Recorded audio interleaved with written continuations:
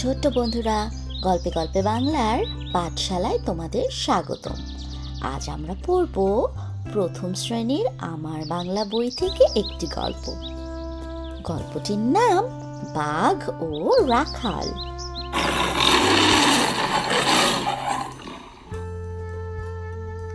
এক ছিল রাখাল। সে মাঠে গরু চড়াতো, বাঁশি বাজাতো, তবু তার সময় কাটত না। সে একদিন মজা করলো, গাছের আড়ালে লুকালো। তারপর বলল, বাঘ এসেছে, বাঘ এসেছে। গ্রামবাসীরা দৌড়ে এলো। তাদের বোকা বানিয়ে মজা পেল। এরকম সে অনেক দিন করলো। গ্রামবাসীরা খুব রাগ করলো। একদিন সত্যি বাঘ এলো।